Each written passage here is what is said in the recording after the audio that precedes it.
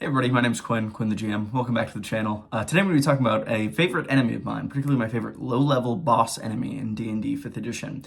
That being a hag. I posted on Twitter about hags a day or two ago. It was yesterday when I'm recording this, but it'll be a couple days ago when I post this. Overall, hags seem to really be popular with people. I really did not anticipate the amount of response that post would get. And I really think it's great to consider how they really influence a game at low levels and how they can really just be a great enemy to use. I think that overall, I wish that more people would use them. I've never been in a game that has used one as a player, though I as a DM have used them, I think 3 times now, all to great success, at least in my eyes. I hope in the players' eyes as well. It seemed to be. But that tangent aside, there was one reply to that tweet that I really enjoyed, particularly saying that the hag was a blending of the 3 pillars of gameplay of D&D, those being exploration, roleplay, and combat. And I think that's a great point. I think that hags have elements that can enhance each of those and really draw out your players at lower levels and help them get out of their shell. So we're going to jump into all that in addition to some of their lore, so be sure to like the video if you enjoy it and subscribe if you also enjoy it, because I really like when people do that. It's nice to see that people are enjoying what I'm putting out, and it's nice to grow a community here. So yeah, let's jump in. So getting into a bit of their lore, hags are quite powerful fae that have influence over the weave itself. They have a lot of strange magical implements, which are literally called weird magic, which is quite an original name. This kind of allows them to twist magic in ways that other creatures really aren't. It allows their deals that they make to be especially binding and not really able to be undone by traditional forms of magic unless the hag chooses to undo them. That is their bread and butter, making deals with mortal beings. They might have different motivations for making deals. Some might pursue just as much agony as possible. Others might seek vengeance on another creature and think that granting another creature power is the best way to do that. Others might ask for things in return. It's really interesting to kind of figure out what the exact motivation of each hag might be. There are a variety of types of hags as well. Off the top of my head, they're like green hags, night hags, anise hags, Behir hags, or not Behir, sorry. Yeah, I think it's Behir. Sea hags, which are very fun. And I think that each of them really lends well to their environment, and it really feels like they're distinct based on the region in which they live, which is great for monsters in general. Hags can also come in groups, which are called covens. They often kind of squabble amongst themselves, but it is a great power boost for the hag. Looking at the stats side of things, being in a coven gives the hag access to a lot more spells at a lot higher level than they would have otherwise. Continuing on the combat side, hags are fairly squishy in terms of combat. If you're going to use one as a boss monster, I'd recommend buffing the existing stat box a little bit, at least in the HP and AC regards. There are also some useful online stat blocks you can find of more powerful hags. I just recently used the Bog Hag stat block I found on Monster of the Week, which was great. But overall, I think that the important thing for me with hags is giving them lair actions if they're fought in their hut or around their hut, because I think it's very interesting to have how they've influenced this environment and all of their kind of tricks and traps they might have set around as particular defense mechanisms for if they're attacked in their home. I think that can be great, and I think it can really lend to the feeling of a boss monster, especially at lower levels when players might not have encountered lair actions, legendary actions yet. They don't have to be super powerful lair actions, legendary actions, but just having the ability to do them really can send a message there. So why do I like hags so much, especially at low levels? I think they're a great roleplay prompt for DMs who really don't know their party that well, or new players in general. Because having a hag there can offer a deal cloaked in magic to give the player whatever they desire the most. It allows them to get in character and think about what motivates their character, what is going to get them up in the morning, what is going to convince them to make a deal with this very powerful entity that might be able to get something done.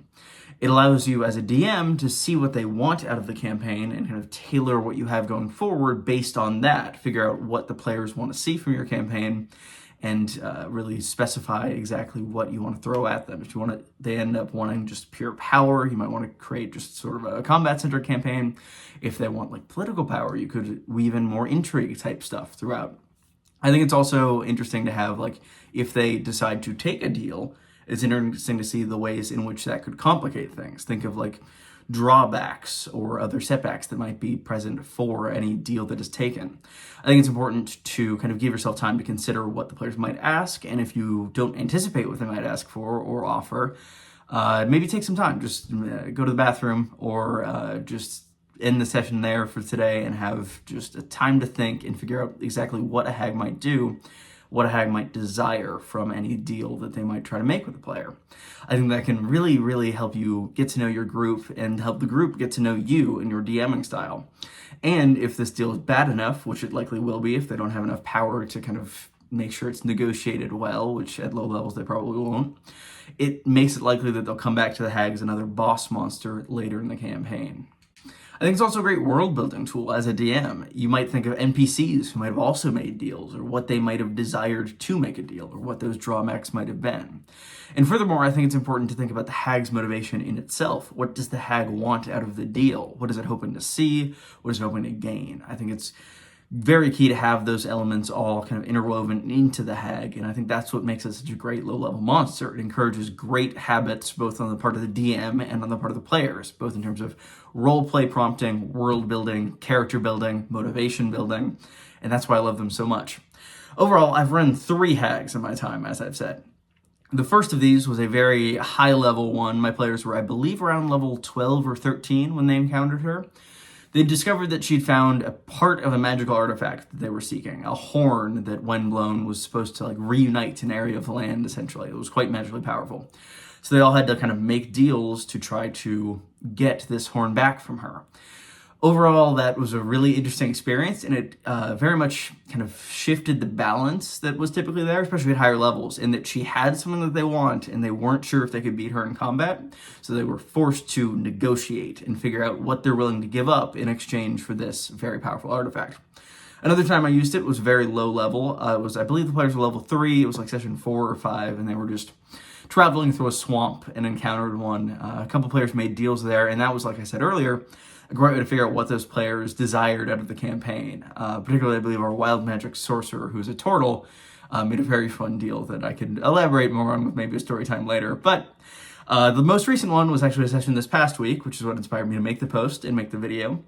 That was the first time the players have encountered a hag and just gone straight into combat. It's actually the first time they've combated a hag straight up in my campaign, which was very fun to do.